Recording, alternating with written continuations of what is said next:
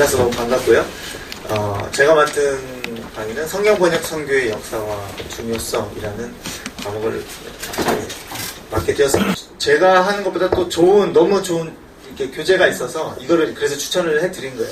이분이 이제 너무 쉽게 잘 일반인이 읽을 수 있도록 정리를 하셨고, 그래서 여러분이 이거를 잘 읽으셨다면 이제 뭐 굳이 주무셔도 된다 이렇게 말씀드리시고요. 어쨌든 그래서 이 책이 잘 돼 있기 때문에 저는 성경 번역의 역사는 하여튼 하긴 할 건데 책을 참조하시고, 저는 중요성에 대해서 오늘 얘기를 하려고 합니다. 그래서 그게 아마 제가 할 수 있는 부분이라고 생각했는데, 제가 막 자료가 많아서 부득이 앉아서 하겠습니다. 그래서 양해를 물어보겠습니다. 자, 토의 질문, 이 질문을 시작하고 싶습니다. 이거를 결국 이 얘기를 하고자 하는 거거든요. 이런 거니까 다 보이나요? 그죠? 네. 성경이 번역되어야 하는 이유가 뭘까요? 여러분 아시는 대로 그냥 대답해 주시면 되거든요. 혹시 생각하시는 대로. 성경이 번역되어야 되는 이유가 뭘까요? 뭐 책을 읽고 책에서 나온 답도 괜찮고요. 아니면 여러분이 생각하기에 이런 답이 괜찮습니다. 제가 꼭 지명을 해야 되나요? 아니면... 네. 아, 그래요? 주로 제가 아는 분부터 시작하거든요. 자, 우리 선생님부터. 아, 저요? 네. 아, 이런. 성경은 네. 하나님의 말씀이기 때문에 네. 말씀을 통해서만 인간이 하나님의 계시를 받을 수 있기 때문에 네. 성경은 번역되어야 하고 그들이 가장 잘 이해할 수 있는 언어로 번역되어야 합니다. 가장 잘 이해할 수 있는 언어라는 포인트를 네. 지금 기승전결 아주 잘 해주셨는데, 그렇죠. 그게 또 다른 의견 있나요? 너무 정답이라서 부담스러운가요? 오답 좋습니다. 재밌는 오답이라면 제가 인정드립니다. 혹시 자, 그럼 우리 이쪽으로 넘어가서 없으면 아는 사람으로 다 갈 거예요. 네, 우리 페이스북 친구인데 오늘 처음 이제 실물로 이제 연결을 했습니다. 저희가. 네.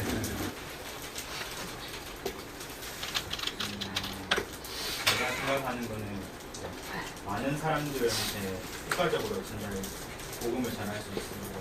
많은 사람들한테 효과적으로. 그들이 주로 사용하고 있는 언어가 네. 아, 네. 하여튼, 네, 감사합니다. 더 안 해도 될 것 같아요. 답이 나와가지고. 제가 말씀드리고 싶은 것도 결국은 복음을 가장 잘 전하기 위해서 라는 생각이 들거든요. 한번 혹시 읽으실 수 있는 분? 여기서 이제 좀 우리 안에 세대 차이가 느껴지죠, 여기서. 이제 자연스럽게 우리 한번 권사님 한번 읽으시겠어요?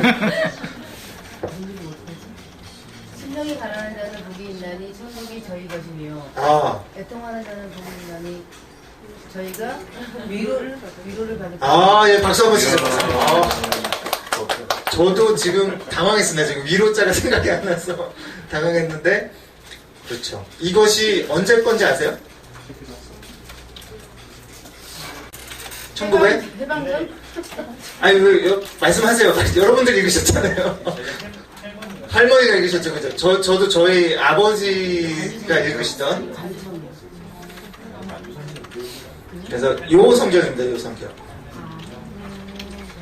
간이 국학문인데요. 이게 우리가 읽고 있는 개혁이 맞아요. 근데 이것이 언제 거냐면 1958년도 번역본입니다. 그래서 그때 당시에는 이제 저도 기억이 나요. 어릴 때 신문 보면 한자가 많이 섞였잖아요. 그래서 이제 그런 건데, 이제 요거 아마 익숙할 거예요. 요렇게 그죠? 여기 일본 책처럼 위에서 아래로 읽고 굉장히 이제 어색했던 그런 기억이 나고, 만약에 지금 한자를 잘 모르는, 저도 이제 중학교 때까지 한자를 이제 학교에서 배웠는데, 한자를 안 익힌 세대들이 우리 한국 아이들이 이것을 볼 때 어떤 느낌이 들까요?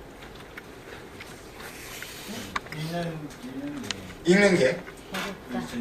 왼쪽에서 오른쪽으로. 그렇죠. 위에서 아래로. 그 먼저 가독성이 좀 떨어지겠죠? 또 어떤 게 있을까요? 느낌이? 그렇죠. 예. 그러면 읽기도 어렵고 어려운 우리말이 아닌 한자를 쓰고 있고, 그럼 아이들이 어떻게 느낄까요? 읽기 싫어져요. 읽기 싫어지는 게 정답이에요. 그리고 실제로 많은 부족 사람들이 자기 말로 된 성경이 아닌 것을 받을 경우에 어떤 느낌을 받냐면 이것은 우리의 하나님이 아니다라고 해요. 그러니까 굉장한 이게 복음의 장애가 되겠죠. 그래서 실제로 저는 솔직히 초등부 때도 이런 성경을 읽었었어요. 네. 지금은 다 까먹었어요. 지금 한자를 잘 모르는데 어쨌든 이런 거 왜냐면 이제 아버지들이 이런 성경을 썼기 때문에. 그리고 저도 이제 유초등부 사역을 하는데 그때 썼던 버전이 개역 한글이었어요. 그러면 설교를 해야 되는데 그 유초등부 설교도 짧잖아요. 15분, 20분 이런데 뭐 하고 있냐면 그거 아이들한테 설명하고 있어요. 개역 한글에 나온 한자 이건 뭐야? 그래서 제가 건의를 했죠. 혹시 쉬운 성경으로 바꾸면 안 될까요? 그랬더니 권사님들이 안 된대. 어디 하나님의 말씀을 그래서 이제 계속 그걸로 설교를 그런 식으로 했던 기억이 있습니다. 아마 여러분들도 이제 주일학교 사역을 하시면서 아이들 특히 자녀가 있으시면 느끼실 거예요. 이제 그런 부분을 느낄 것 같은데 그러면 여러분들이 하나님의 말씀을 아이들한테 혹은 초신자한테 다 어떻게 보면 여러분 스스로가 뭘 하고 계신 거예요? 번역을 하시는 거예요. 개혁을 하시는 거예요. 그렇죠? 그래서 내가 이해했지만 이 사람이 이해할 수 있는 언어로 뭘 하는 거예요? 지금 바꿔서 트랜슬레이션을 해서 전달하고 있는 거잖아요. 초신자를 할 때와 모태신앙을 만났을 때 다르잖아요. 언어가 사용하는 언어. 그죠? 저도 모태신앙인데 제일 어려운 사람이 초신자예요. 어떤 용어를 써야 될지 모르겠어요. 이해 자체가 다르니까. 그러면 아이들의 세계관에 맞는 언어로 바꾸는 거죠. 그죠? 그래서 하나님도 실제로 하나님이 이해하시는 대로 우리에게 알려주셨으면 우리가 그걸 감당을 못했겠죠. 그죠? 근데 그 언어로 우리가 이해할 수 있는 언어로 최대한 하나님이 우리의 레벨에 맞추신 거예요. 그게 이제 성경이라고 볼 수 있는 거죠. 하나님께서도 먼저 번역을 하신 거죠. 그리고 우리가 그것을 이제는 또 번역해서 읽었고 우리도 또 그 왜? 결국은 중요성은 뭐다? 이해되도록 하기 위해서라는 거죠. 그렇죠? 그래서 그런 얘기를 이제 말씀드리고 싶고요. 하여튼 뭐 이런 거 할 것 같습니다. 네. 시간이 될지 모르겠어요. 책을 잘 읽으셨으면 이제 제가 책에 나온 내용을 그냥 이렇게 표로 정리를 한 건데 이렇게 이제 역사를 나눌 때 뭐 일기나 이거 뭐 필기 안 하셔도 됩니다. 그냥 제가 여러분 심심하실까봐 이렇게 보여드리는 겁니다. 그래서 1기, 2기, 3기로 이제 나뉘고 있어요. 그래서 1기를 이제 간단히 살펴보면 그냥 이거는 제 기준이 아니고요. 그 책에 있는 기준으로 그냥 이렇게 학자들마다 이제 그 연대를 나누는 건 이제 다르긴 한데요.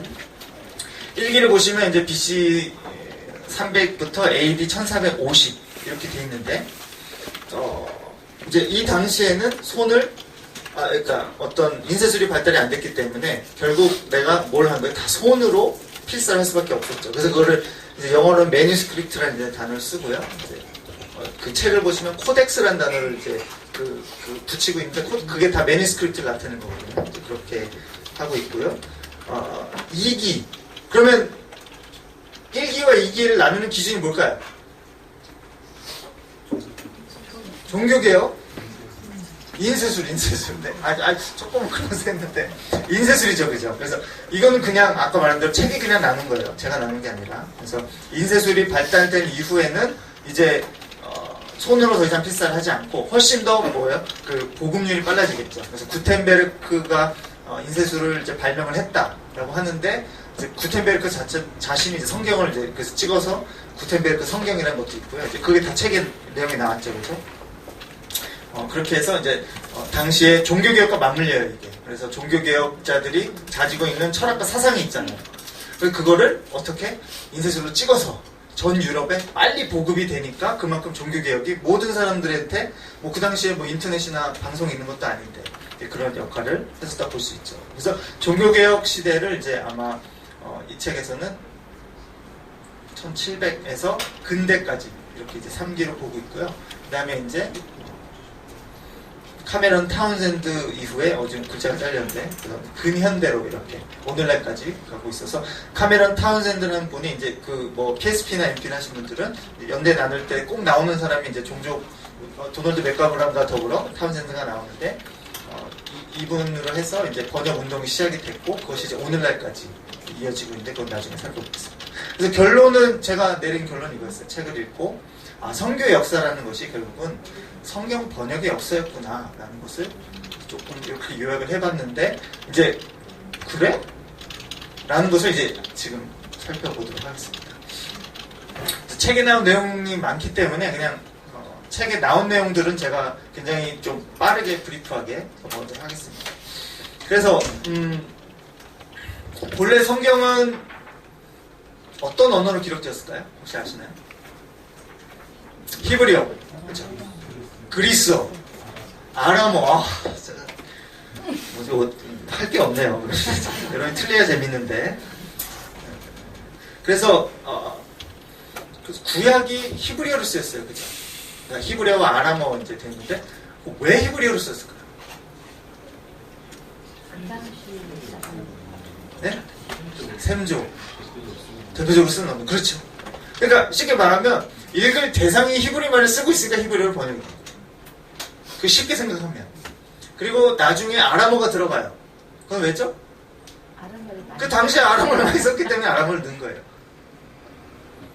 그 포로기를 이제 여기 이제 연대를 보면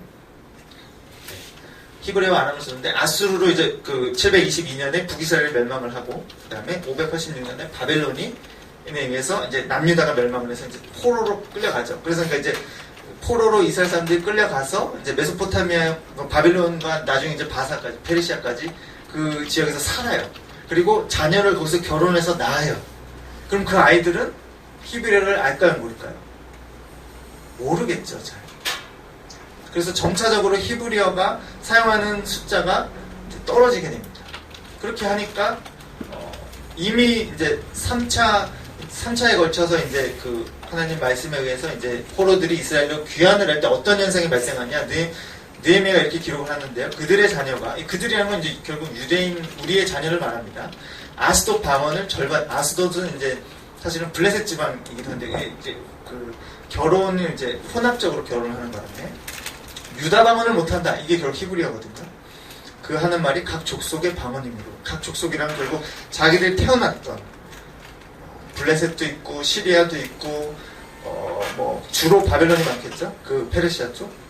그러면 이 사람들이 왔을 때는 무슨 말을 쓰느냐? 히브리어를 쓰는 게 아니라 각 자기가 태어난 말을 쓰고 있으니까 이미 이제 히브리어 자체가 굉장히 희소해지는 그런 일들이 발생하는 것이죠. 그래서 당시에는 이제 메소포타미아의 주요 중심 언어가 결국 아람어였어요. 그러니까 이제 다니엘서 같은 경우도 아람어가 일부 쓰이고 있고요. 에스라, 예레미야 등에도 아람어가 일부 들어가고 있죠. 신약에 와서도 그 여전히 그 아람어는 굉장한 비중을 차지합니다. 그래서 실제로 그 패션 오브 크라이스트 영화 기억나시죠?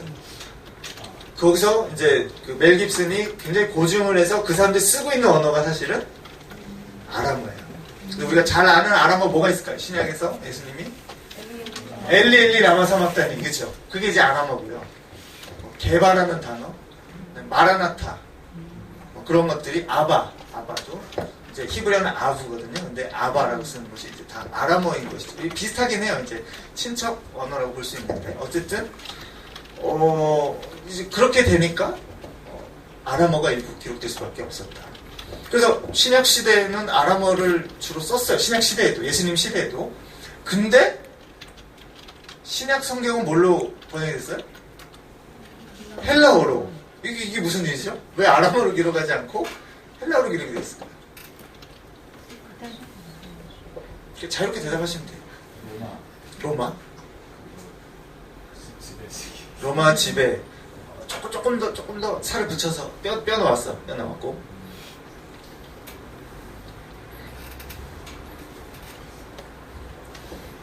네, 계속. 로마 전에 뭐가 있어요? 로마 전에. 네? 알렉산더 대왕이 있었죠, 그죠? 그래, 알렉산더 대왕이 그리스, 이제 아테네에서 시작을 해서 쭉 저기 인도까지 이렇게 해서 지배를 할 때 굉장히 헬레니즘 문명이 있었고, 그 헬레니즘 문명에서의 가장 중심 언어는 결국 헬라어였거든요. 그러니까 쉽게 말하면 이런 거예요. 우리가 실생활에서는 아람어를 쓰는데 서로가 안녕하세요, 잘 지냈어요. 아람어를 쓰는데 공공기관을 간다거나 아니면 뭐 시장에 가면 예를 들면 이제 뭐 저기 A 나라, B 나라, C 나라 다양한 나라에서 왔어요. 그러면 우리는 어떻게 해요? 그러면 외국인을 봤다. 제일 먼저 나오는 게 뭐예요? 지금 영어를 쓰겠죠. 이 당시 사람들은 그거를 헬라어로 썼던 거죠. 그러니까 헬라어라고 하는 것은 결국은 그 당시에 어떤 그 지중해 있던 국가들의 이제 조금 이제 영어인가 여기 링고아 프랑카라는 말을 쓰는데 그게 그 해석하면 뭐죠 이게? 그러니까 통용된 언어 그죠? 국제 통용어 같은 그것이 헬라어였어요.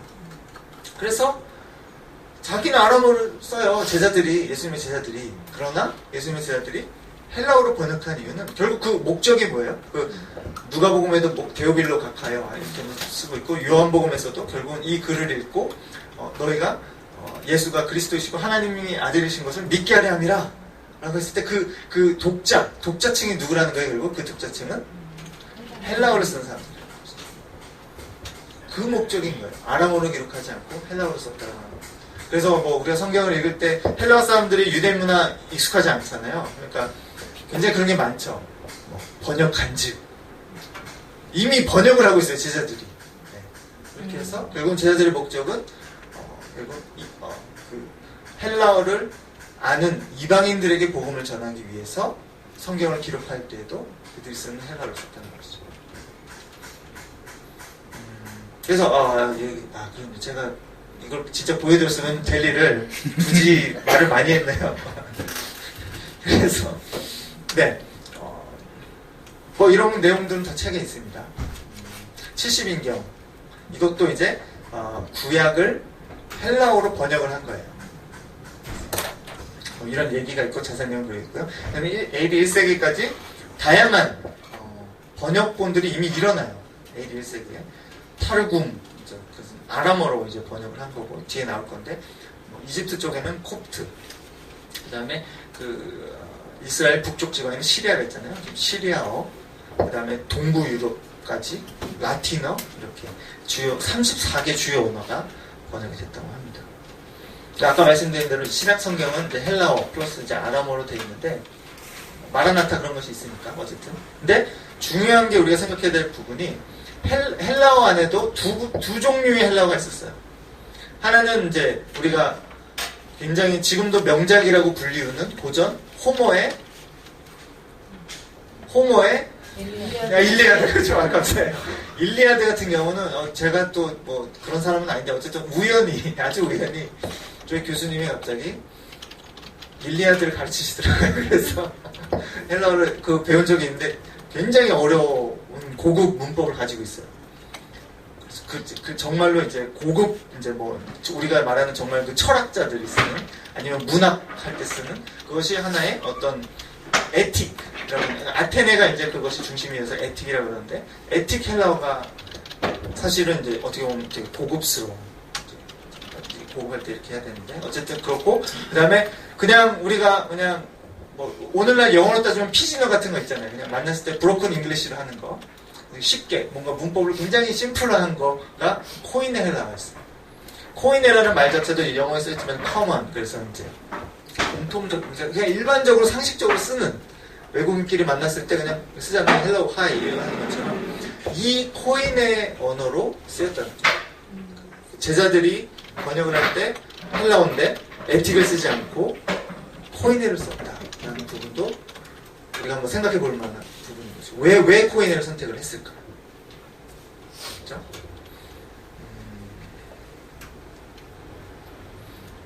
그래서 이것은 전승이라고 제가 썼습니다만 실제로 이제 이런 그 초대 교부 시대에는 제자들이 어떠했다라고 이제 그 제자들이 자신의 우리 스승 도마님은 우리 스승 요한님은 하면서 쓴 전승들이 있어요. 이제 그것들이 이제 그런 기록들에 의하면 아마 들어보셨을 텐데 이제 도마 같은 경우 인도까지 갔다 이런 얘기를 여러분 들어보셨잖아요. 이제 그런 것이 이제 전승에 의존하는 것인데 어쨌든 지금 이 표는 그 예루살렘에서 시작된 복음이 그 제자들과 그 신자들을 통해서 이제 결국은 흩어지는 거 사정제에 나오잖아요. 이제 흩어지는데 흩어지는 이제 결국은 이쪽으로 가면 라틴어와 헬라어 말을 쓰고 있었고 아까도 말했죠. 이집트 쪽으로 가면 콥트어, 북아프리카 그 다음에 이제 이스라엘 북쪽에서는 시리아어 이런 걸 쓰고 있었고 역시 아시는 아람어. 그러니까 결국은 이 지방으로 가서 복음을 전해야 될 때 어떻게 전하겠어요? 히브리어를 할 수는 없잖아. 그러면 해야 되는 것이 결국 그들의 말로 된 것으로 번역을 한다는 것이죠. 이제 이거는 또 책에 나오는 내용이니까 그냥 살펴볼 부분은 간단하게. 불가타 들어보셨죠, 그죠?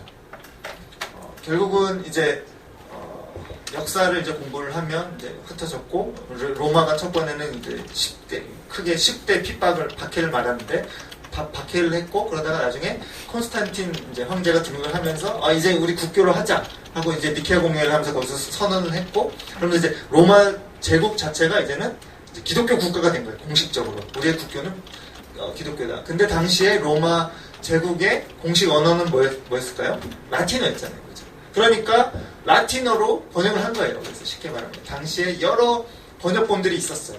정말 수백 가지 번역본이 있었다고 하는데 너무 이제 번역이 천차만별인 거예요. 오늘 따지면 표준 세번역도 있고 세번역도 있고 개역개정도 있고 한글도 있고 뭐 그 우리가 뭘 써야 돼 하니까 이제 교황청에서 이제 제롬이라는 사제한테 네가 한번 정리해서 한번 해봐라. 그래가지고 제롬이 이제 저도 이제 여기 이게 사진, 네. 이건 제가 찍은 건 아니고 긁어왔는데 통보하네요. 어쨌든 저도 가봤어요. 저 가봤는데 제롬이 실제로 이 동굴에 들어가서 동굴에서 번역을 했다고 얘기를 들었어요. 그리고 동굴인데 이제 여담입니다만 이제 사실인지 아닌지 모르겠어요. 근데 하여튼 자기 아내를 손을 닿으면 부정해진다. 내가 지금 거룩한 성경을 번역하는데 그래가지고 이제 아내가 동굴 입구에다가 트레이로 음식을 갖다 놓으면 그렇게 거의 동굴에서만 했다는 하여튼 그런 얘기를 들었습니다. 어쨌든 그래서 이제 우리가 잘 알려진 불가타 성경이라고 하는데 이제 영어는 불게이트라고도 하고요. 그럼 이 뜻이 뭐냐라고 했을 때는 역시 대중의 언어를 쓰고 있다는 것이죠. 결국 이 번역을 하는 그 의미가 계속 이해가 되시죠, 그죠? 계속 뭐 반복되는 거니까.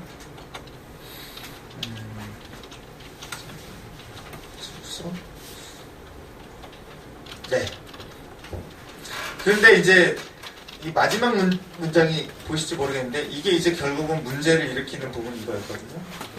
이제 1500년간 로마 교회의 공식 번역판으로 지정이 돼요. 1500년간. 로마 제국은 1500년간 지속이 안 되었죠. 그러면 각자 영국은 영국말 쓰고 독일은 독일말 쓰고 이러고 있는데도 교회에서는 무슨 말을 쓴다? 라틴어를 쓴다. 이것이 로마 교황청에서 정한 거예요. 이렇게 합시다. 그래서 왜냐하면 로마 교회 자체가 이 라틴어를 굉장히 신성시하기 시작했고 그래서 라틴어로 번역된 성경에 굉장한 권위를 부여하기 시작을 했어요. 마치 지금 일부 학자들이 최고의 번역 성경은 흥정역이다. 굉장히 위험한 발언을 하는데 어쨌든 그런 같은 맥락이거든요. 라틴어를 어떻게 감히 하나님의 말씀을 천한 영어로 번역할 수 있느냐. 라틴어로 번역해야지. 이게 이제 하나의 이제 생각으로 자리 잡았고요. 그래서 결과적으로 모든 예배가 라틴어로 이루어집니다. 지금도 제가 이제 유튜브 찾아봤어요. 여러분 유튜브에 쉽게 치면 돼요. 로마 캐톨릭 미사 이렇게 치시면 아마 여러 가지 동영상이 나오는데 라틴어로 합니다. 바티칸에서는. 하나도 이해 못, 영어로 해도 이해 잘 못하겠지만, 하나도 이해 못하겠다. 그런 상황이고요. 그래서 결국은 어떤 일이 발생하느냐. 성도들이 성경을 알까요, 모를까요? 잘 모르게 되는 거죠. 왜? 라틴어 자체가 이해가 안 되는데 무슨 성경을 이해를 할 수가 있겠어. 문맹률 자체도 굉장히 높았고, 그 다음에 당시에는 책이 귀하죠. 정말 귀족들 돈 주고 책이라는 것 자체가 워낙 고가니까 한 번 이거는 가난한 사람은 꿈도 못 꿔요. 그렇죠? 그리고 아까도 말씀드렸다시피 교황청에서 성경이 토착어로 번역되는 것을 억제합니다. 금지를 시키는 것이죠.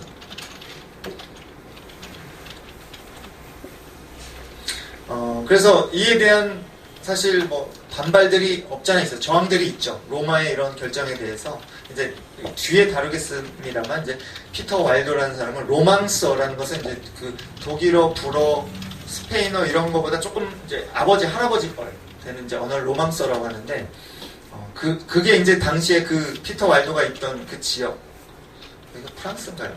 제 기억으로 프랑스 쪽인 걸 알고 있는데 어쨌든 그 언어로 번역을 합니다. 자세한 얘기는 뒤에. 이제 이 얘기를 하고 싶은 건데, 그리고 영국에서도 우리가 잘 아는 저희 단체가 또 위클리프니까 이걸 언급해야죠. 이거 빼려다가 좀 양식에 찔렸어. 그래서 종교개혁의 샛별이라고 불려진 존 위클리프라는 이제 분인데, 이분은 이제 굉장한 뛰어난 분이에요. 이제 옥스퍼드에서 공부를 했고 성경은 케임브리지에서 띱니다. 그래서 두 개 다 했어요, 이분은. 이렇게 했고 성경을 연구를 하면서 이제 뭘로 연구를 했을까요? 라틴어도 아마 당시에는 뭐 학교 다닌다 그러면 기본 라틴어는 기본으로 하는 거고요. 특히 위클리프는 이제 원전을 보기 시작을 했죠. 어떻게 구했는지 모르겠어요. 그 들리는 책하고 제가 여러 개 참고해 보니까 조금 그 백이 좋았던 것 같아요. 소위 말하는 금수저. 금수저라서 당시에는 일반인이 성경 금서입니다. 가지고 있으면 이제 잡혀가는데 성경을 볼 수 있고 연구할 수 있었다는 것은 어느 정도 좀 백그라운드가 있는 사람이었던 것 같고요. 그래서 읽어보니까 교황이 지금까지 얘기한 내용하고 상당히 다른 거예요. 그렇죠? 지금까지는 교황이 라틴어를 쭉 얘기를 하고 그다음에 사제들이 이제 이렇게 하는 거야 이렇게 가르쳤는데, 그래서 그런 줄 알았어요. 근데 그게 아니라면서 깨닫기 시작을 하죠. 그래서 이제 뭐라고 발표를 하느냐, 성경이 영적 권위의 최고 근원이다 이렇게 제자들에게 가르치기 시작을 하고, 그 소문이 나면서 교황이 기분이 좋아요 안 좋아요? 안 좋게 되죠. 그래서 이제 후미진 곳으로 이제 그 뭐라 그러죠? 파면은 아니고 이제 파문도 아니고 좌천. 그렇지. 왜냐면 백이 좋았다니까요. 백이 좋으니까 자르지 못하고 이제 저 지방으로 이제 우리로 따지면 이제 대구 좀 기분 나쁘겠죠? 대구 지방으로 어쨌든 이제 그런 쪽으로 보내게 되는 것이죠. 그래서 거기서 뭐 하는 거예요? 이제 성경을 영어로 번역합니다. 그리고 나중에 이 사실을 교황이 알고 분노를 했어요. 감히 영어로 번역을 해? 그래가지고 찾아봤는데 이미 위클리프는 뇌졸중으로 사망했대요. 그래서 친구가 그거를 편집을 해서 이제 출판을 했다고 하고, 위클리프는 이미 죽은 상태였고, 그래가지고 어떻게 해요? 뼈를 파요. 뼈로 다시 화형을 이제 그 정도로. 정말로 이게. 그래서 캔터베리가 그걸 하고 나서 뭐라 그래요? 어느 누구도 성경을 위클리프와 같이 다른 언어로 번역할 수 없다 라고 아예 공식적으로 선언을 하죠.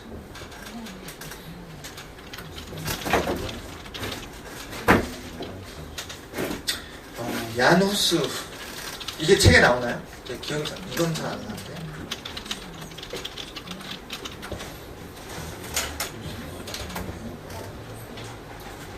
혹시 얀 후스 책 읽으면서 기억이 나셨나요? 안 나왔습니다. 아, 그러면 얀 후스는 쉽게 말하면 그 체코 사람인데 옥스퍼드로 유학을 왔어요.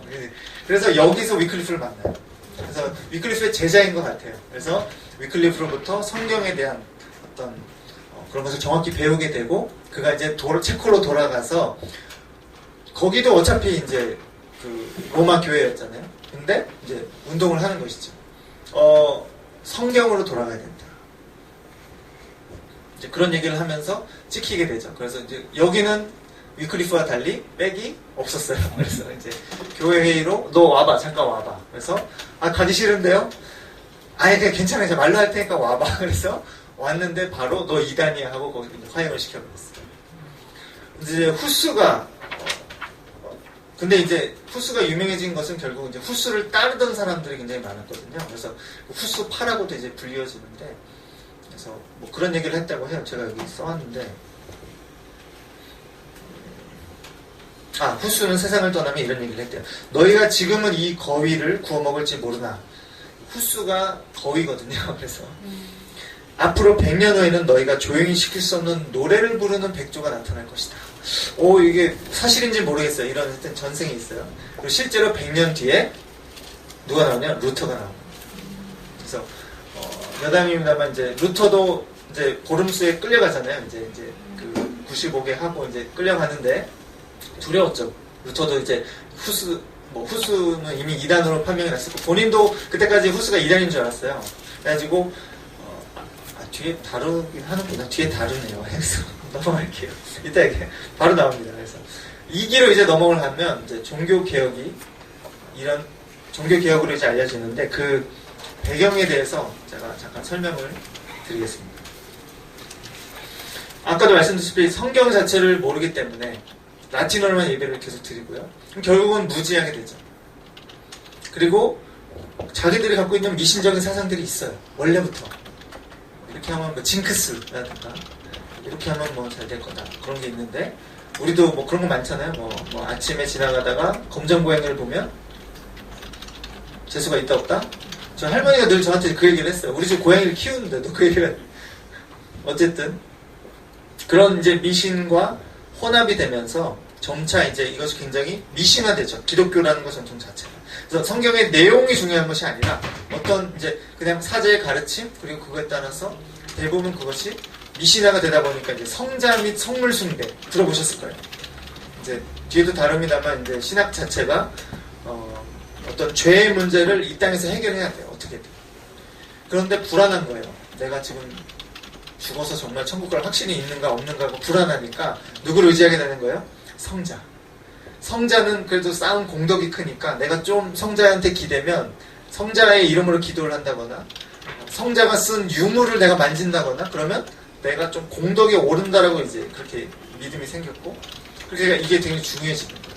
성물 숭배하는 거.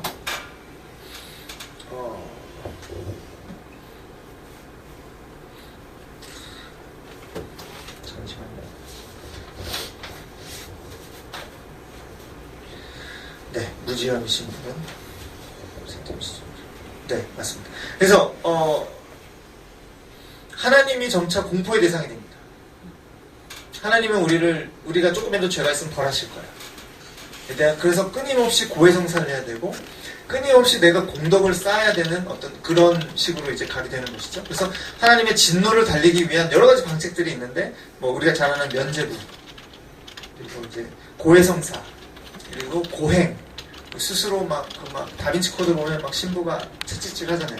이런 게 그런 것들이 이들이 가지고 있는 이제 신앙인 것이에요. 일종의. 그래서 평안을 빌기 위해 점차 기도는 이제 굉장히 주문이 됩니다. 그러니까 나무 아미타불처럼 주문을 외우면 평안이 온다라고 믿고 그리고 이제 그 불교와 또 이렇게 그냥 친해져서 묵주를 이제 또 받아들여요. 그냥 보기가 좋으니까 실제로 묵주에 십자가 달린 게 이제 천주교 그거잖아요. 그게 혼합이 되어 있는 것이죠. 아까 말한 대로 이제 또 다른 예는 성자숭배 세상이고요. 그래서 하나님이 너무 무서운 분이야. 너무 거룩한 분이니까 우리가 감히 직접 기도하는 것도 좀 부담스러워요. 그렇게 되니까 조금은 레벨이 낮은 이제 성자의 이름을 빌려서 기도를 하게 되는 것이고 그래서 또 이제 이게 발전을 해서 다양한 수호신 우리가 마치 뭐 정령을 믿듯이 어떤 이렇게 이민족들이 무슨 성자는 뭐 우리가 강을 건널 때 우리를 수호해 주실 거야. 그러면 그 베드로가 이런저런 그러면 베드로한테 기도를 하고 강을 건널 때 뭐 이런 식으로 점차 이제 신격화되는 것이죠. 그리고 이제 중세 말기로 가면 우리가 잘 아는 이제 마리아 숭배까지도 이제 가게 되고 신학을 고쳐서라도 그동안에 고쳐서 마리아 자체가 이제 죄가 없다라고 이제까지 선언을 하게 되는 것이죠. 실제로 재밌는 게 루터의 후원자였던 사람이 이제 프리드리 제후로 잘 알려져 있는데요. 그분도 굉장히 많은 유물 수집 광이었어요. 그래서 제가 자료를 보니까 예수께서 유아 시절에 사용했다는 기저귀를 모았고요. 예수께서 달리셨다는 십자가의 한 조각, 그다음에 그리스도의 피가 묻은 옷 조각, 뭐 이런 거를 평생에 2만여 점을 모아가지고 전시회를 했대요. 박물관을 만들어가지고.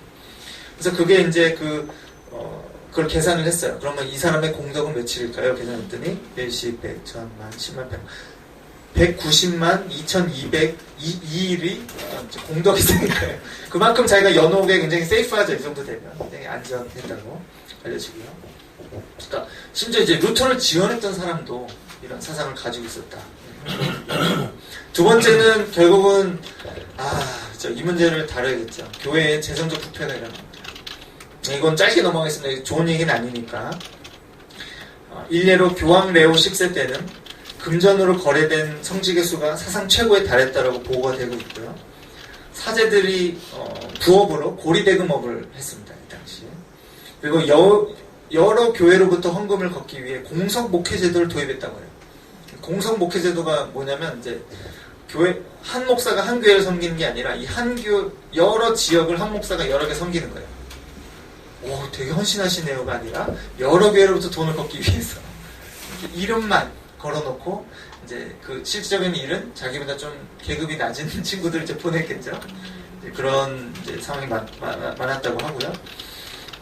일례로 16세기 중반 프랑스의 남부에는 22명의 사제가 있었다고 하는데 대여섯 명만 상주한 이제 사제였고 나머지는 사례비만 맞고 전혀 이렇게 나타나지 않았다. 이렇게 실제로 보고서가 발견되었습니다. 그 다음에 이제 성직자의 도덕적 타락. 그죠? 그러니까 돈이 썩으니까 또 도덕적 타락까지 이어지게 되고, 옛날 얘기할 거 없죠, 그죠? 16세기 교황이었던 알렉산더 6세는 교황이 되기도 전에 이미 여러 명의 여자가 있었고, 그 공식 자녀가 4명 있어요. 공식 자녀가. 비공식은 몇 명인지 모른다. 돈으로 교황이 된 뒤에도 추가적으로 첩을 두어서 아이들 더 낳았다고 하고요. 실제로 이제 자체적으로 이제 순시 보고, 그러니까 이렇게 보고서가 있어요. 자기들끼리 하는 보고서가 있는데, 네덜란드 성직자의 4분의 1, 그리고 프랑스 라인강 남부의 성직자의 3분의 1이 첩을 가지고 그들과 동거하고 있었다. 이거는 카톨릭 내에서 자기들이 보고서를 쓴 거예요, 이게. 자기들이 살펴보니까. 그리고 성직자만 갈 수 있는 고급 창녀촌이 있었어요. 여기는 이제 아무나 못 들어가는 거죠. 성직자만 들어갈 수 있는 실질적으로 그것이 있었다라고 보고가 되고 있습니다. 저는 솔직히 가장 큰 문제는 여기 있다. 성직자의 무지. 말씀에 대한 무지, 그리고 형편없는 교육수. 왜? 직업을 그냥 돈 주면 살 수 있으니까. 사제라는 것을 내가 돈 주면 살 수 있었어. 그 중세 말에는 라틴어와 기초적인 교리문답, 그리고 미사들인데 필요한 정말 최소한의 그 정도의 지식만 있었다. 누구든 사제로 임명이 됐고, 대부분은 라틴어를 사실 읽을 줄 몰랐다. 실제로 제가 읽은 보고서 중에 그 사제가 보는 당시에도 이제 우리 목사고시처럼 시험이 있었는데, 십계명을 쓰시오. 그 질문이었는데 거의 대부분이 못 썼다. 충격적인 그런 내용들을 읽었습니다. 그런 수준이었는데, 제가 이걸 좀 자세하게 언급하는 이유는, 저는 종교개혁사를 공부를 하면서 그냥 남 얘기 같지가 않고 그냥 오늘날 우리 한국교회 보고 있는 모습인 것 같다라는 생각을 했어요. 프로그램으로 가득 차 있는 교회들. 저희 교회도 그래도 중형 교회라고 하는데, 골프 동호회 모임 합시다 그러면 이거는 그냥 선착순으로 끊어야 되는 상황인데, 성경 공부 모임은 늘 광고를 해야 되는, 어서 오십시오, 열려 있습니다라고 하는, 그리고 각종 프로그램으로 돌리는. 그래서 그거는 결국 뭐냐? 무지함. 그리고 어제 저희도 간사님들끼리 독서 토론을 하면서 왜 교회가 어떤 사회적 이슈에 대해서 대처를 못할까? 제가 그냥 심플하게 제 생각은 그랬어요. 목사님들이 그 문제를 잘 고민 안 해봤으니까. 동성애 문제. 이런 문제, 잠깐 촬영이, 그래서 제가 여기까지 하겠습니다. 그래서 어쨌든. 그래서 그런 걸 좀 생각을 해봤어요, 많이. 그래서 여러분도 한번 생각해 보시고, 우리가 성경을 모른다는 것이 얼마나 이게 무서운 일인가. 지금,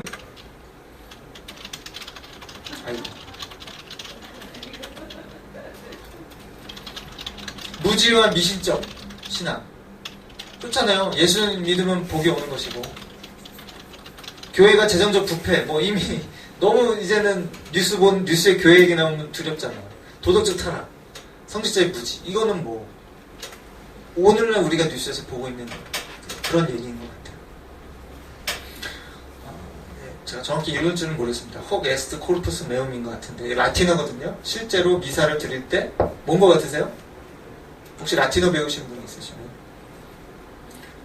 그리스도의 몸이라는. 예, 맞습니다. 역시 라틴어.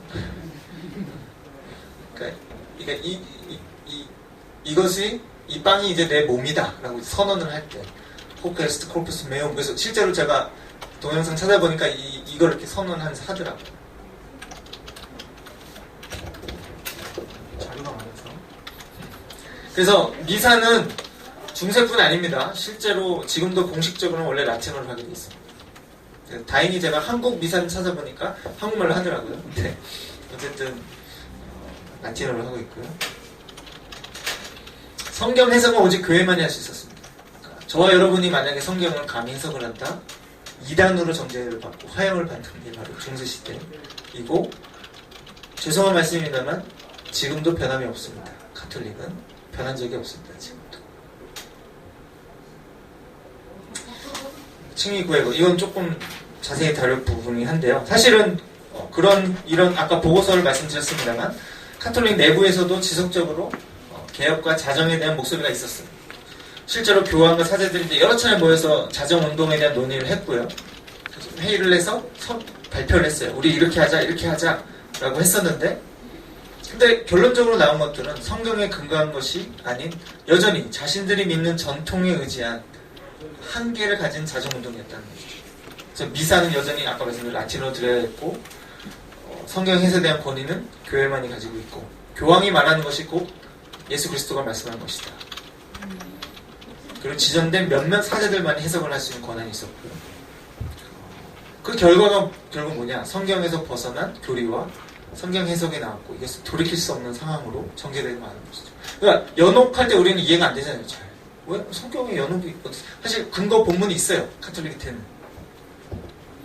그러나 이들은 교황이 연옥이 있다라고 선언을 했기 때문에, 그래서 이 땅에서 해결되지 않은 죄는 우리가 먼저 연옥으로 가서 거기서 그 날수에 따라 그 죄를 해결하고 그 다음에 천국에 가는 것이다 라고 하니까 연옥에 대한 두려움이 있는 것이죠. 아, 근데 면죄부를 사면 그 날수가 좀 깎여, 디스카운트를 해주겠다 이거예요. 쉽게 말하면 이제, 왜냐, 교황이니까 디스카운트 권한도 있다 이거예요. 그래서 사람들이 실제로 그걸 하죠. 그리고 그 돈으로 사실은 지금 바티칸에 있는 성 베드로 성당을 짓는 거거든요. 이런 일들이 이제 전 유럽에 있었죠. 이기 아까 말씀드린 대로 인쇄술이 발달을 했고, 1년 동안 손을 쓰는 분량을 하루 만에 인쇄를 할 정도로. 그래서 이건 혁신적이었어요. 개혁적인 것이었고, 뭐냐, 지식의 보편화가 이루어졌다는 거죠. 그래서 뭐 인본주의의 발달과 르네상스, 그거는 여러분들이 세계사 시간에 다 배우셨을 것 같고, 중요한 거는 제가 보는 건 지식의 보편화와 원전에 대한 연구. 그러니까 라틴어가 그 전까지는 어떤 유일한 성경에 대한 소스였다라고 한다면, 내가 얼마든지 좀 히브리어 좀 할 수 있으면 성경을 원어로 이제는 볼 수 있다는 거예요. 헬라어를 좀 하면 성경을 원어로 볼 수 있다는 거죠. 그렇게 하고 보니까 지금 교회에서 가르치는 내용과 다르네? 여러분들이 적용이 될지 모르겠네. 히브리어로 성경을 읽으면 지금 목사님이 한 얘기가 좀 다르네? 알 수 있다는 거예요. 믿으십니까? 하여튼 그래서 저도 이제 이스라엘 문화원이라는 걸 몇 번 다녔어요. 1년 정도 다녔는데 저 빼고 다 권사님 장로님들이세요. 무서워요. 그래서 막 질문이 다 이거예요. 지난주 설교 읽는데 이 본문이 이게 뭐예요? 무서운 곳인데, 하여튼 그게 가능해졌다는 거예요. 이 당시에. 그래서 이제 루터가 이렇게 성경 변호를 했다라는 내용이고, 이 그림을 보시면 1450년도에 이렇게 그 독일에서 발명이 됐고, 이것이 이 프린팅되는 출판물들이 이렇게 퍼져나가는 거예요. 그러니까 출판소예요, 사실. 출판소. 그래서 이렇게 많아졌다. 여기까지 보시고요. 시간이 지금 좀 압박이 오는데 그래서 이게 이제 무슨 말씀을 드리냐면, 번역의 중요성. 번역을 해보신 분은 알아요. 번역은 번역자의 신학을 반영합니다. 이해가 되세요? 그 말이? 이해가 되시면 꾸드시는 분 있고, 이해가 안 되시는 분. 번역은 번역자의 신학을 반영합니다. 이해가 되세요? 그러니까 결국은 내가 이해한 대로 번역을 하는 거거든요. 그래서 이게 이제 읽으실 필요 없어요. 이제 제가 설명드릴 거니까. 이것이 헬라어 마태복음 4장 17절. 자, 생각하면 안 되겠죠. 어쨌든 회개하라 천국이 가까우냐 그 본문이거든요. 빨간 부분을 친 게 회개하라예요. 명령어. 에이테로 끝나면 이제 명령어인데 불가타 라틴어를 카톨릭이 썼다 그랬잖아요. 그래서 저 잘 못 읽어요. 저도 파에니텐 뭐 이런 거 같아요. 빨간 그러니까 요거를 요렇게 불가타해서 번역을 했어요. NIV는 이제 repent 이렇게 돼 있고요. 좀 편해졌죠, 영어 보니까. 좀 불편했는데. 여기서 이 단어에서 고해성사라는 단어가 나옵니다. 그러니까 이게 카톨릭이 가진 신앙인 거예요. 그래서 과거에는 이걸, 그러니까 지금, 근데 제가 카톨릭 공동 찾아보니까 회개하라로 번역이 돼 있어요. 그러니까 이들이 이걸 이해하는 개념은 뭐냐면 참여하라라는 개념이에요. 뭐 하는 거예요? 그래서 고해성사를 할 때 참여를 해야 되는 거예요. 이 근거 본문이 이렇게 된다고. 이들이 가진 신학이 이렇기 때문에. 제가 여러분들에게 이거는 창세기 3장 1절 뭐죠? 무슨 내용이죠? 3장 1절 천지창조가 2장까지 이루어졌고 3장에 무슨 일이 발생해요? 모르시면 빨리 성경을 찾아보면 알 수가 있는데 뱀에 대한 얘기가 나오잖아요. 그죠? 그런데 뱀은 여호와 하나님이 지으신 들짐승 중에 가장 강교하니라. 아멘? 좀 의심이 돼서 제가 하는 몸에 있을 거니까. 빨간색에 이게 이제 룸 이렇게 있는데요. 히브리어로. 이거를 강교하니라 라고 해석을 했어요. 어떤 문제가 발생할까요? 이거 맞추면 제가 뭐 드릴 건 없는데 명예를 드리겠습니다. 여러분 지금까지 읽으셨어요. 개혁개정이잖아요. 어떤 문제가 발생할까요? 간교하다. 어떤 의미야? 부정적이죠. 근데 그 부정적을 설명하는 것 중에 앞에 무슨 말이 있어요? 여호와 하나님이 지으신 그럼 뭐가 발생을 해요? 어떤 문제가? 신학적인? 어떻게? 라는 단어가 나와야겠죠. 그죠? 그래서 이 번역을 실제로 잠언 12장 이 아롬이라는 단어가 많이 나와요. 잠언에 많이 나오는데 왜 잠언에 많이 나올까요? 슬기로운이라는 단어를 쓰였어요. 같은 단어. 이 단어 하나로 여러분은 뱀은 그냥 무조건 나쁜 놈이 되는 거예요. 근데 그건 왜냐? 여러분이 가진 기본적인 전제와 신학이 있기 때문에. 근데 그렇게 가버리면 이렇게 해석을 빼면 다 이 문제가 발생을 하는 것이죠. 하나님이 어떻게 악한 것을 지을 수 있을까요?가 실제로 제가 부족 사람들이 저한테 했던 질문입니다. 그래서 그 성경도 그렇게 돼 있더라고요. 어쨌든 시편 이건 아마 좀 많이 아실 거예요. 8편 5편 5절 뭐냐면 영어 선생님이 계셔서 좀 부담스러운데 You have made them a little lower than the angels. 여기 뭐라고 돼 있어요? Angels. 근데 여기는 메 엘로힘이라고 돼 있거든요. 엘로힘 들어갔죠. 엘로힘은 그건 뭐예요 원래? 하나님이에요. 물론 엘로힘을 천사로 쓰는 경우가 정말 1% 미만 있어요. 근데 거의 대부분 엘로힘 그러면 하나님이에요. NIV가 번역하시는 분들이 마음이 어려운 거야. 뭐가 어려웠을까요? 사실 NIV가 어려웠던 게 아니고 NIV도 이제 그 위액 버전들을 참고했기 때문에 그 위액 버전 분들이 어려웠던 거죠. 사실 어떤 부분이 마음이 어려웠을까요? 다윗이 고백하는 거잖아요. 그죠? 어떻게 우리 인간이 하나님보다 조금 낮은 야, 이게 지금 말이 되냐 지금? 이게 벌써 그죠? 그러니까 그럼 뭘로 고쳐? 엔젤로 고쳐줬어요. 실제로 개혁 한글은 뭐라고 했어요? 저를 천사보다 조금 못하게 하시고로 번역을 한 거예요. 근데 개혁 개정이 개혁 개정이 없네요. 개혁 개정이 하나님으로 그걸 고쳤어요. 이건 결국 그 번역자가 신학을 반영한다는 걸 보여줬죠. 마지막 욥기 2장 9절을 보면 욥기 2장 9절에서는 이게 뭐냐면 이제 욥이 이제 드디어 이제 막 긁으니까 아내도 긁죠. 뭐라고 긁어요? 하나님을 저주하고 좀 죽어. 그래서 욥의 아내는 나쁜 사람, 착한 사람? 나쁜 사람. 이미지가 그렇잖아요. 이 나쁜 어떻게 하나님을 저주하라고 할 수 있어? 이 단어는 바레크라는 단어예요. 저주하라. 이게 재밌는 게 뭐냐면 히브리어가 재밌는 게 바라크라는 단어에서 났는데 바라크는 축복하셔도 되고 저주하셔도 되고 해석을 했대. 그 영어 보면 다 컬스로 돼 있어요. 그래서 지금까지 저도 목사님한테 배울 때 욥의 아내는 나쁜 놈. 최근에 현대 신학계에서 요거를 다르게 해석을 하기 시작했어요. 왜? 가만 생각해봐. 욥이 나중에 이제 보상을 받죠. 어떤 보상을 받아요? 그쵸? 자녀들이 죽었는데 다 보상을 받잖아요. 그럼 그 자녀들은 어떻게 생긴 거예요? 재혼. 이게 이미 신학이 반영이 돼 있어요, 지금. 욥의 아내는 나쁜 놈이게 신학이. 이단 나오겠다. 근거가 없어요, 근데 그게. 그리고 욥의 아내가 떠났다는 근거가 없어요. 재밌는 게 제가 이제 또 이거 본문을 보다가 이미 70인경에 이 부분을 이렇게 해설을 달았더라고요. 욥기 2장 9절을. 제가 읽어드릴게요. 욥의 병이 바란 지 꽤 오랜 세월이 흘렀을 때 욥의 아내가 남편에게 말하였다. 가로되 얼마나 오랫동안 참고만 있겠습니까? 보십시오.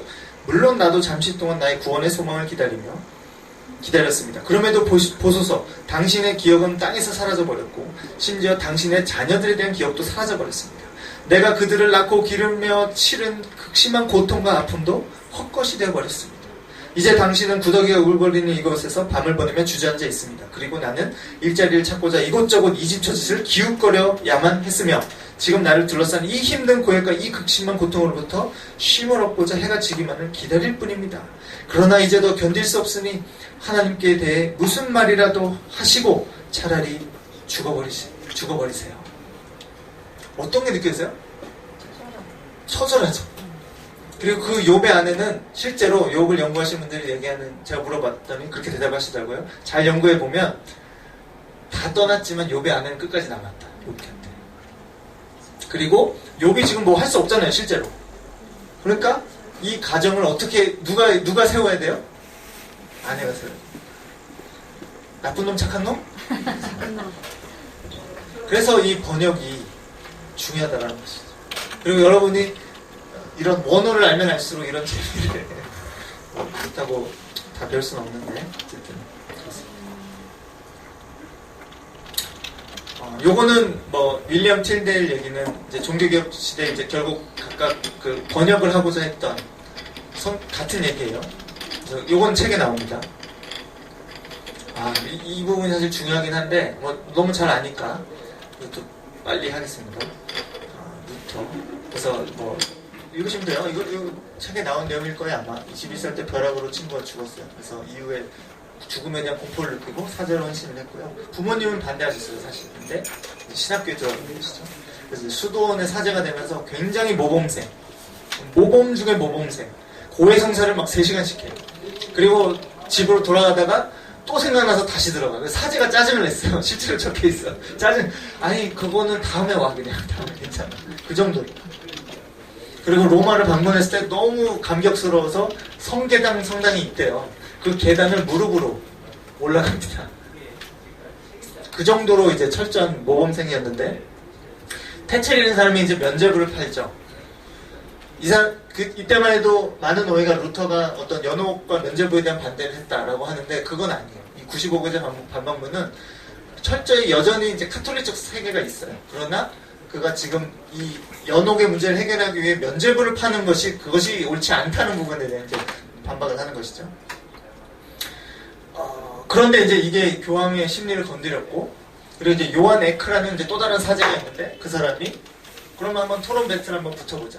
네가 옳은지 내가 옳은지 해가지고 붙을 때 하다 보니까 자기도 모르게 최종 권리는 교황이 아닌 성령이 있다라고 선언을 해버려요. 이거 하면 돼야 안 돼요? 당시에? 안 되잖아요. 근데 이걸 해버려요. 그래서 요한에크가 열이 받쳐가지고 너 지금 하는 말은 아까 제가 얘기를 했는데 지금 100년 전에 이단으로 처형받은 후스가 한 말하고 똑같잖아. 너 후스파야? 이렇게 되니까 쫄았어요. 그래서 루터가 나 후스파 아니라고. 그래서 쉬는 시간에 도서관 가서 후스를 다시 찾아봤는데 후스가 했던 얘기하고 자기 한 얘기가 똑같은 거예요. 그래서 갔다 오고 나서 정정하겠습니다. 후스가 한 얘기가 맞는 것 같습니다. 이렇게 된 것이죠. 그래서 이제 교황청에서 파문을 시켜버리는 거죠. 그리고 파문은 뭐냐면 이제 누가 얘를 죽여도 우리는 아무도 보장을 안 하겠다라는 건데 그 말했던 프리드리 제후가 납치를 하죠. 이제 몰래 아무도 모르게 납치를 해서 자기 이제 보호를 하고 거기서 뭘 하냐면 독일어 성경 번역을 합니다. 하나님의 의 이 부분이 좀 넘어가겠습니다. 혹시 나중에 질문 있으시면 아실 거라 생각하고 요거는 쉽게 넘어갈 수 있을 것 같아요. 책에 있는 내용이니까. 이제 제 3기로 넘어오면서 이제 여전히 종교개혁 이제 말쯤인데 이제 그 개신교 선교가 이제 점점 이루어지는 것이죠. 그래서 영국에서 시작된 사람 목사님들이 미국으로 와서 존 엘리엇이 그 중에 한 분인데 이제 인디언들을 대상으로 엘로핀의 나티크 성경 번역을 했대요. 이게 이제 책에도 있는 사진인데 좀 그렇고 윌리엄 캐리도 우리가 잘 알죠, 그죠? 근데 개신교 선교의 아버지라고 불리는데 인도의 6개 언어로 그러니까 결국 이분도 했던 거는 해보니까 언어가 너무 많은 거예요, 인도에. 지금 너무 많아요. 지금도 성경 번역 너무 필요합니다, 인도는. 근데 그러니까 결국 한 게 그 팀을 꾸려서 그 팀으로 전문적으로 번역을 하는 수밖에 없는 거예요. 총 나중에 개수를 세보니까 물론 완역인지는 모르겠어요. 개수를 세보니까 종류는 44개 정도 언어로 번역을 했었다. 로버트 모리슨, 개신교 최초의 중국 선교사. 최초의 선교사들이 주로 하는 일이 최초의 성경 번역을 하는 것이죠. 왜? 그들의 말로 번역을 하는 거죠. 아도니람 저드슨, 이제 개신교 최초의 미얀마 선교사. 이분은 인도로 원래 콜링을 받았어요. 그 윌리엄 캐리 시대 분인데 이분은 미국 분이에요. 이제 콜링을 받고 영국 거쳐서 인도에 있으니까 팀이. 근데 사역이 잘 안 풀렸나 봐요. 그래서 결국 이제 돌아다니다가 이제 그러니까 지금의 미얀마죠. 이제 미얀마로 이제 결국 이주하게 됐고 거기서 제가 이 부분에 좀 많은 도전을 받았는데 하루에 12시간씩 우리 간사님들 영어 공부를 하고 계시는데 어떻게 이 정도 해야 되지 않나요? 그죠? 하루 12시간씩 3년 동안 했다고 합니다. 그래서 12년 동안 18명의 개종자가 있었고 힘들었다는 얘기죠. 그만큼. 그럼에도 미얀마어로 성경 번역을 했던 아도니람스. 그래서 요거는 이런 내용은 선교사 열전이라는 책이 있어요. 제가 그걸 추천해 드리고 싶어요. 굉장히 재밌게 잘 썼어요. 성사님들 이야기들을 거기에 쭉 있어요. 정말 초대부터 현대까지 선교사님들 이야기가 쭉 있는데 그거 한번 읽어보시면 다 이런 얘기예요. 그래서 한번 읽어보시면 좋겠다 추천드립니다. 요것도 이제 어떻게 보면 이제 지난 시간에 윤 대표님이 하셨고 네, 그래서 하여튼 이게 이렇게 해서 GBT까지 흘러오게 됩니다. 라는 걸 이제 이해하시면 될 것 같고요. 네, 그래서 오늘날의 상황을 보면 전 세계 약 7,000개의 언어. 근데 이게 참 그래요. 이제 제가 이 단체에 있으면서 계속 바뀌어요. 이 데이터는. 그래서 굳이 그렇게 중요한 건 아닌데 어쨌든 이 포션만 그냥 보실 때 우리처럼 신구약 성경을 가진 곳이 이 7,000개 중에 670개 정도. 그러니까 10%가 안 되죠. 물론 이제 대다수의 인구수입니다. 이건 한 53억이라고 제가 써놨는데 이게 이제 작년 10월 기준 데이터인데요. 그러나 여전히 12억에서 13억에 해당하는 사람들은 자신의 말로 된 성경을 갖고 있지 않은 것이죠. 그 말은 뭐냐면 간단히 말하면 자신의 말로 하나님이라는 단어가 없는 거예요. 단어가 없다는 뭐가 없는 걸까요? 개념이 없는 거거든요. 우리 말에 인터넷이라는 단어가 없기 때문에 인터넷이라는 용어를 그대로 써야 되는 거예요. 우리가. 개념이 없잖아요. 그런 즉 하나님이라는 단어가 없다는 것은 하나님이라는 개념이 없다는 것이죠. 우리가 아는 사랑의 하나님, 은혜의 하나님 그런 개념이 있다는 것이죠. 제가 이번에 네팔에 방문했을 때 한 청년이 이런 질문을 하더라고요. 그러면 우리는 지금 예수님 잘 믿고 있는데 우리 이전에 복음을 듣지 못했던 조상님들은 어떻게 됐을까요? 잘 모르겠어. 지옥 가지 않았을까? 제가 그랬어요. 그랬더니 충격을 받은 거예요. 아니 근데 모르겠어. 하여튼 그런 것 같아 나는. 그렇게 대답을 했었죠. 근데 제가 왜 이 말씀을 드리냐면 네팔만 하더라도 교회가 10% 이상씩 성장을 하고 있고요 매년. 근데 무슨 현상이 발생하고 있느냐? 네팔이 다민족 국가예요. 그거 설명 안 드리냐. 120개의 언어 구조로 되어 있습니다. 그러니까 네팔어를 쓰고 있지만 사실상 그거는 우리로 따지면 이제 하나의 공용어인 셈인 것이죠. 자기 말이 있고. 그래서 그 영어로, 그러니까 이런 식의 우리로 따지면 영어로 신앙을 시작했고, 영어로 예배를 드렸고, 영어로 찬양을 드려서 자기가 하나님을 꽤 잘 안다고 생각을 했던 것이죠. 근데 자기 말로 된 것을 했을 때 뭔가 너무 이질적이고 다른 거예요. 뭐가 발생하냐면 그동안 생각하지 못했던 신학적인 문제들이 많이 발생하니까 질문들을 하기 시작을 하더라고요. 그래서 번역은 뭐 그 말씀을 드리고 싶어요. 여전히 중요합니다. 그리고 이 사역은 이루어져야 되는 것이고, 물론 저처럼 현장에서 하는 분이 있는가 하면 제가 얼마 전에 그런 비유, 아주 적절한 비유를 들었는데, 한국 축구를 할 때 축구 선수들이 뛰는 사람이 있고 관중이 있잖아요. 또 응원하는 관중도 필요한 것 같아요. 뛰는 선수들을 응원하는. 그리고 그것처럼 이 번역에 대한 좀 중요성을 설명하고자 제가 이 말씀 드렸는데, 어쨌든 우리가 지난 시간에도 했을 수 있을 것 같은데, 저와 여러분이 어떻게 이 자리에 왔는지 생각해봤으면 좋겠어요. 아까 우리 권사님도 되게 좋은 것 같아요. 몇 대 이렇게 계산하는 거 한다고 했잖아요. 저와 여러분은 어떻게 이 자리에 왔을까요? 어떻게 기독교인이 됐을까요? 로마서의 말씀대로 결국은 누군가가 전했기 때문이죠. 그리고 누군가가 번역했기 때문이죠. 그렇죠? 제가 우리나라 역사도 다루고 싶은데 이제 시간상 그건 뺐어요. 그 책에 읽으시면 이제 책에 나올 것 같고요. 그래서 제가 얼마 전 광주 양림동의 선교사 묘지를 갔다 왔는데 한 가지 발견했던 게, 제가 사진을 넣나요? 네. 여러 묘 중에 하나를 찍은 거예요. 그냥 잘 안 보이네요. 하여튼 잘 안 보이네요. 어쨌든 근데 뭐에 놀랐냐면, 혹시 보이세요? 여기 숫자가 보이세요? 보이세요? 태어난 샬롯이죠. 샬롯. 그렇죠? 5월 2일 1879년. 근데 죽은 곳이 춘문? 모르겠네요. 한국 1911년 2월 14일. 뭐 느끼시는 거 없으세요? 30? 빠르시네요. 역시 수학 검증이 됐습니다. 검증됐어요. 여기에 한 20-30개의 묘가 있었는데요. 대부분이 20-30대였어요. 깜짝 놀랐어요. 심지어 1살, 2살 된 아이들의 묘도 있었어요. 여러분이 한국 선교사 역사를 공부해보면 알겠지만 대부분이 엘리트예요. 영국은 기본적으로 옥스퍼드가 가기 쉬운 데인가 봐요. 그런 생각이 들었어요. 기본적으로 옥스퍼드, 케임브리지고, 미국은 다 예일, 하버드예요. 그분들이 기도하다가 오면 죽어 하는 나라로 온 거예요. 당시에.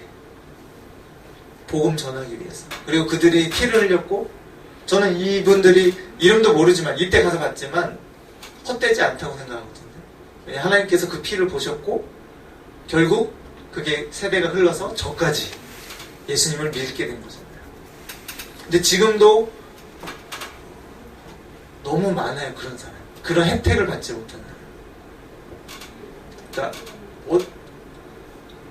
미안한 거죠. 우리 조상님 어떻게 됐어요? 말 못하겠어요. 솔직히 미안한 거죠. 그게. 우리가 조금이라도 더 빨리 와서 번역했고, 우리가 조금이라도 더 빨리 와서 복음을 전했더라면 그 조상 살릴 수 있었겠죠. 그렇죠? 이분들은 20대에 왔기 때문에 어떻게 보면 저희 할아버지들, 저희 할아버지 살았던 곳이고, 저와 여러분이 그 혜택을 누리는 걸 생각합니다. 뭐 네팔만 해도 그렇고, 뭐 우리 성도님들 다 사역하시는 곳들 하나님이란 단어가 없어요. 나중에 그러겠죠. 묻겠죠. 왜 이제 오셨어요? 라고 물을 수도 있는데, 그럼 그때 저희가 뭐라고 대답할지 모르겠어요. 그래서 저와 여러분이 좀 그런 걸 생각해 보셨으면 좋겠는데, 마지막 슬라이드인데요. 이거는 실제로 뭐라고 해야 되겠죠? 저희 말로 된 성경이 필요해요 라고 공식적으로 요청을 했거나 아니면 이제 저희 본부 이제 위클리프라는 기관에서 조사를 통해서 되게 진짜 너무 필요합니다 라고 이렇게 해서 계산을 했어요. 그랬더니 1636개의 언어 부족이 여전히 남아있다는 거죠. 숫자가 꽤 많죠. 이제 유럽의 34는 좀 잘 이해가 안 되는데 모르겠어요 어딘지. 어쨌든 이런 곳이 있더라는 것이죠. 그래서 이 얘기를 하고 싶었는데 성교 역사는 성경 번역의 역사다. 어떻게 좀 설득이 됐나요? 그럼 감사합니다. 그래서 모든 부족에게 성경을 전해줍시다 하는 것이 이제 위클리프의 모토였고 저희가 지금까지도 그 사역을 하고 있습니다. 물론 번역만 하는 건 아니고요. 아까도 말씀드린 관중이 꽤 많습니다. 저희도 마찬가지잖아요. 베스트 11은 몇 명? 23명. 그러나 5천만 명이 지금 감독이 돼가지고 응원과 하고 있죠. 네, 한국 거는 제가 넘어가겠습니다. 이거는 이제 책을 참고하시면 되고요. 네. 그래서 이미 우리 안에 이렇게 손에 들린 성경이 꽤 많아요. 그러나 이 한 성경 개혁 그게 나오기까지는 정말 많은 선교사님. 실제로 제 기억으로 아펜젤러 선교사님이 그러니까 언더우드 아펜젤러 둘 다 성경번역위원회 소속이었고요.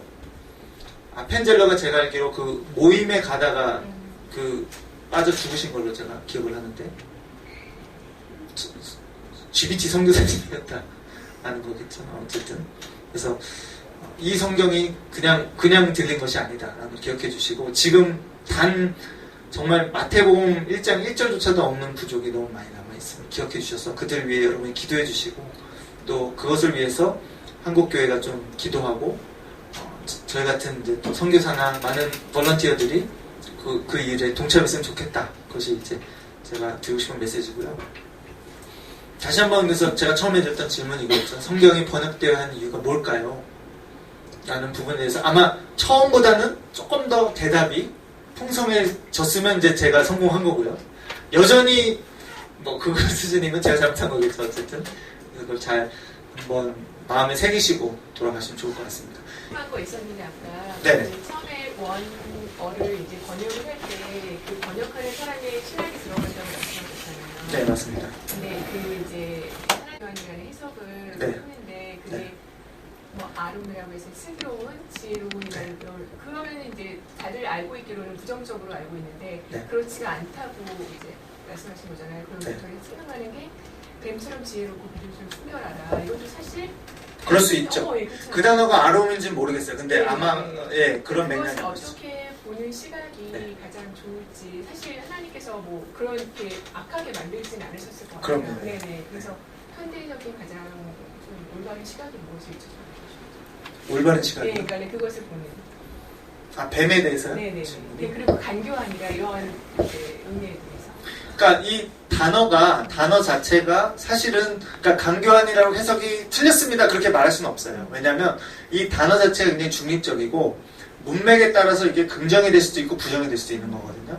근데 제가 말씀드리고 싶었던 취지는 사실 우리가 하나로 그렇게 선택을 했을 경우에 그것에 이제 읽는 독자들은 이제 그렇게 그냥 그 신학을 받아들이게 된다는 점에서 우리가 조금 성경을 읽을 때 개혁개정이 토시 하나 틀리지 않았습니다라고 말할 수는 없다라는 것이죠. 그래서 그런 부분에 대한 포인트를 드리고 싶은 거고요. 저 같은 경우는 이제 그거를 받아들일 때 뭐 슬기론으로 해석을 한다고 해도 그것이 어떤 원문의 어떤 본래적 의도를 훼손시키느냐 그렇게는 보고 싶지는 않거든요. 왜냐하면 뱀 자체가 이제 뭐 조금 전문적인 얘기입니다만 이제 그 하라는 정관사를 쓰고 있고 그리고 문맥상 이것이 뱀 자체를 가리키는 것이 아니라 뱀을 지금 활용하고 있는 사단에 대한 언급을 하고 있는 거기 때문에 뱀 자체는 그냥 슬기롭다라고 해도 크게 뭐 문제될 건 없다라고 저는 그냥 생각을 하는데 녹화하려고 해서 굉장히 부담스럽으니까 어떤 파장을 일으킬지 모르겠으나 어쨌든 그렇습니다. 예.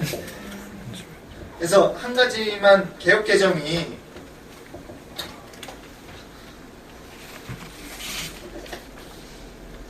아니면 나와서니까 어떻게 없어요? 그래서 여기 보시면 이게 제가 가진 성경 프로그램인데요. 한 불 꺼주시면. 네, 로고스입니다. 돈을 많이 투자해서 안 쓸 수가 없어요. 이렇게로 써야 돼. 그래서 여러분 들어보셨죠? 이게 이제 헤세드라는 단어예요. 헤세드. 헤세드. 무슨 뜻일까요? 네? 인애. 또 사랑. 복잡하죠? 예? 여기 보시면 이제 보니까 구약에서 한 231개 헤세드란 단어를 개역개정이 번역한 걸 요게 네모 지금 노란색으로 낸 거 어떻게 번역한지 보세요. 주께서 큰 인자를 그대가 내게 베풀 은혜라 내가 내게 후대한 대로 아브라함에게 은혜를 베푸소서 주의 사랑과 그에게 인자를 내게 은혜를 이건 좀 충격적이었어요. 내가 너희를 선대하였은즉 이 단어 사실 잘 몰랐거든요. 이 뜻이 뭐예요 정확히? 선대 선하게 대했다. 이렇게 굉장히 압축이네요. 그러면 선하게 대했다. 이런 식이에요. 헤세드라는 한 단어를 이렇게 많이 번역을 하고 있는데 물론 히브리어가 가진 속성이기도 해요. 히브리어 자체가 굉장히 함축적이고 브로드하거든요. 근데 번역하는 입장에서는 이게 번역하신 분들은 아시겠지만 좋은 번역일까요? 일관성이 떨어진다고 볼 수 있는 거죠. 왜? 우리가 볼 때는 이게 다 다른 단어로 인지가 되기 때문에. 그래서 하나님은 헤세드십니다라고 할 때 우리가 이해하는 게 다 다를 수밖에 없고 이렇게 돼버리면 그 조금 더 통합적으로 이해할 수 있으면 좋겠다는 생각이 듭니다. 개혁이 그냥 한 예로서 번역의 어려움이기도 하죠. 제가 그러면 기도하고 말씀하겠습니다. 하나님 감사합니다. 오늘 이렇게 성경 번역 선교의 역사와 중요성이라는 주제로 왜 성경이 번역되어야 했고 그것이 어떻게 오늘날까지 이어졌는가를 정말 너무 긴 역사를 간략하게 살펴보았습니다. 우리가 이 내용을 다 담을 수는 없지만 각 사람이 성령께서 각 사람에게 말씀하여 주셔서 정말 하나님께서 이 시간을 통해 하시고자 하는 말씀이 잘 전달되어질 수 있도록 도와주시옵소서. 우리가 배운 내용, 또 들은 내용, 또 숙고한 내용 가운데 하나님이 전해지고자 하시는 그 말씀을 잘 들려주시고 우리가 이해할 수 있도록 도와주시옵소서. 지금도 참 말씀이 자신의 된 성경이 말로 된 성경이 없어서 하나님을 알지 못한 민족이 너무나도 많이 있습니다. 그 사람들도 소수이지만 하나님의 백성이고 하나님의 자녀들인데 우리가 그들을 잊지 않고 기도하게 하시고 우리가 이 운동에 정말 열렬히 응원하는 관중이 되어서 함께 응원하며 기도하며 나아갈 수 있도록 도와주시옵소서. 지금도 각 세계에서 수고하시는 정말 선교사님들 기억하여 주셔서 이름도 없이 빛도 없이 그 땅에서 수고하시는 그들에게 지혜와 명철과 용기를 더해 주시고 또 특별히 현지인들 우리 번역팀들 기억하여 주셔서 그들이 이 긴 정말 마라톤과 같은 이 일을 잘 감당할 수 있도록 끝까지 도우시고 힘 주시옵소서. 또 이제 오전 시간 마무리하고 오후에 또 일정들이 있습니다. 그때까지 하나님께서 함께 해주시옵소서. 예수님의 이름으로 기도합니다.